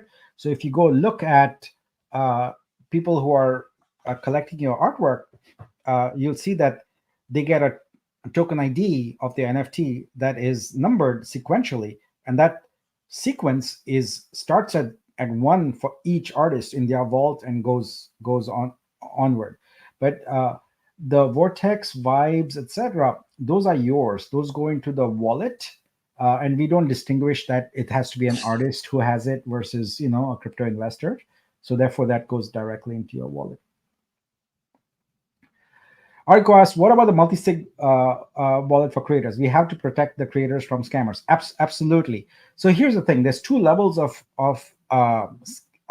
possibility of scamming. One is where they are using phishing or something like that to get the private key, or they even get a creator to sign a transaction unwittingly because people are so used to just click, and we can't do much about that because that's a wallet level thing. What we can do is the income that creators are making that is going into their vault, we can prevent that from being grabbed by someone by implementing a requirement that at least 2 wallets approve withdrawing that. So we have that capability already built in there. We haven't incorporated it yet, activated it yet, because immediately it will confuse most artists. So we need to have a program where we educate, demonstrate, and have artists opt into that multi-sig. That way there won't be any confusion, because otherwise people immediately go into, hey, my money is blocked, you won't let me claim it. And we don't want that. We want a great experience for the artists and help them understand how this is secure. How will the royalty percentages be set for different licenses that we are using currently? For example, CC by SA. How does perpetual income work in this case? Does one-of-one work mean exclusive license to the buyer? Yeah. So royalty percentages are set by individual artists. It doesn't. It has no correlation with the license type. It could, but it doesn't have to right now. So when you create an NFT license, what you're saying is, I, the artist, give the buyer who mints that NFT a license, and whatever license you choose, say CC by SA, the right to have this NFT and use it for whatever purposes the license allows for this price. And that's it. You are under no obligation to do anything more for that buyer. The buyer is under no obligation to do anything more for you. Furthermore, that artwork you have, you can license it again and again for other purposes. So you can license it for print, for stream, and things like that. So your perpetual income works simply by, right now, checking the stream option. There's a stream license in there, and we have a default checked by everyone, because the moment we enable our streaming service, we want a bunch of artworks already there that people can curate, and then funds start flowing in there. So that's kind of what perpetual income is. And then one of one means an exclusive license to mint an NFT for that artwork for only one buyer. Yeah. So one of one and editions are mutually exclusive. You can't simultaneously have lots of editions and sell that same artwork as a one of one, because that wouldn't be true anymore.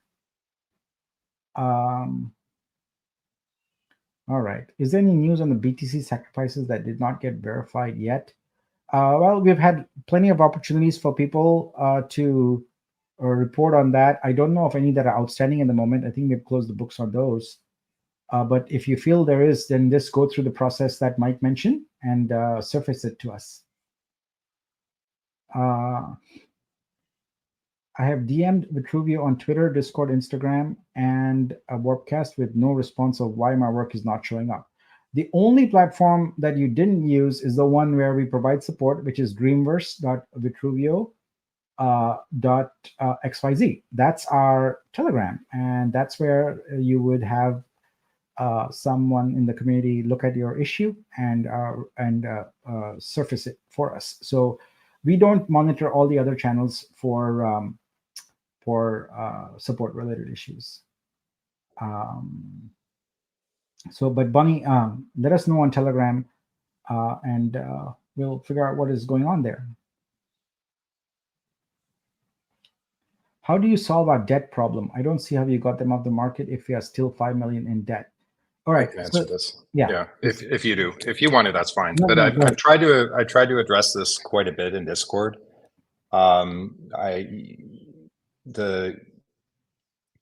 We had something like 24 million Vitru that were, I forget what the exact OG allocation was, Nexus allocation, but we had about 24 million Vitru.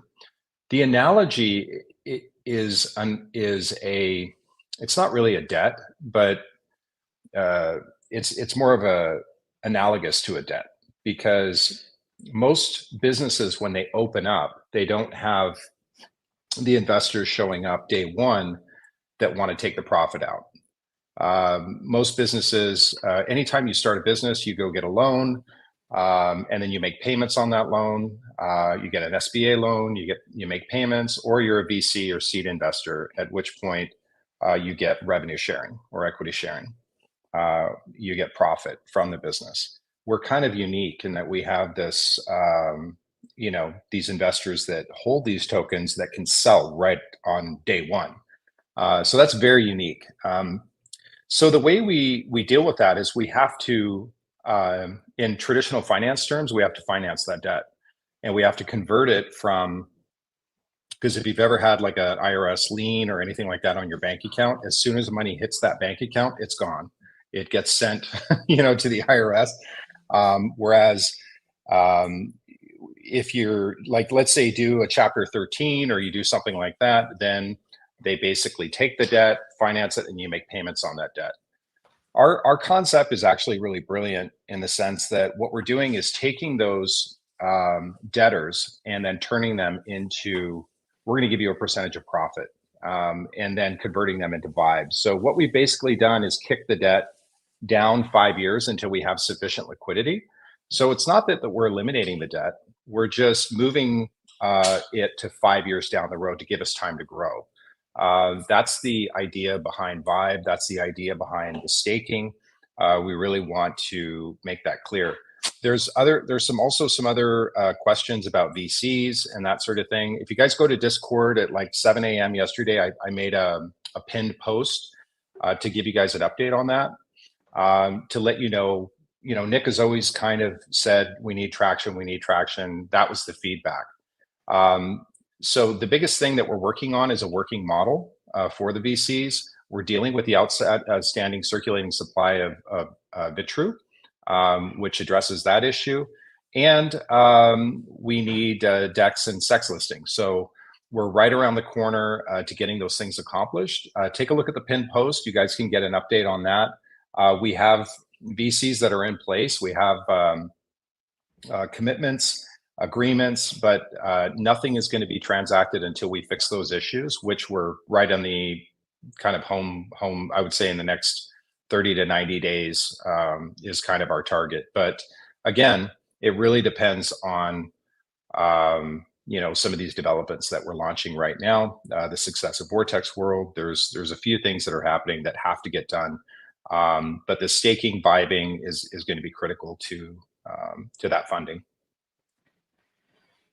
All right, Pam. Hi, Pam. So for the stake Vitruvio for Vibe, please consider the minimum amounts required. For example, Genesis creators could stake 99 only.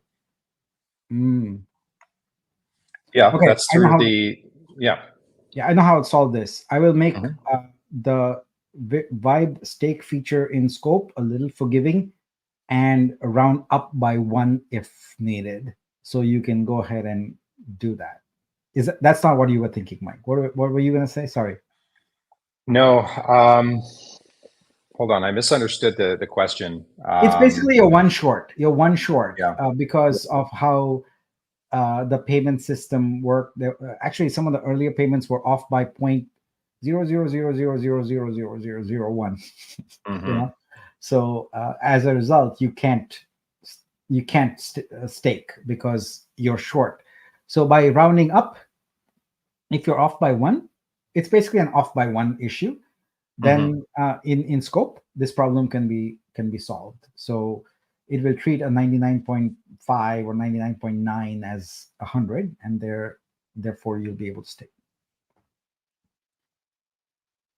Hey, is the Da Vinci grant still a thing? Yes, and I'm embarrassed to say it was on my plate, and I dropped the ball because I was just so busy on Vibe and DEX and all of that. I have the data on it. I will commit to getting all the fulfillments done this week. It is an important thing, and I dropped the ball on that. So I apologize. We'll follow up and get it done. Do you know yet when we can expect to see the Elastic Edition licensing option for creators? Yes. So we actually had it in our list today for implementation. It is number 8 on that list, I believe, of 10 items. So it's going to happen very fast. I'll tell you why it's number 8. There are other priorities for the business, which is to be able to demonstrate and implement our marketing for artworks, right? If we are making a claim that as an artist, you don't have to market on Vitruvio, we need to prove that to you. We need to provide that marketing channel. So we feel that that's slightly more important than giving multiple edition capability right now. And that's why Elastic Edition is number 8 on our list of 10 enhancements coming up. So that's going to be very soon, though. Our dev team moves very, very fast. So I would expect maybe, I don't want to give dates because every time with software, it's hard to give dates, but just know that it's right there. Will the Art Vortex Challenge continue for creators? Absolutely, yes. So we kind of are behind on the schedule for that, obviously. So we need to get the form up so you can submit the entries and start the judging process, etc. So I will take that as a to-do on the Creator Challenge.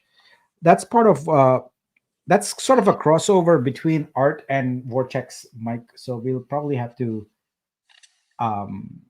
Yeah. share that. All right. So I think there's some other questions too, but we are about 2 hours in, and my family is waiting to take me out to lunch right now.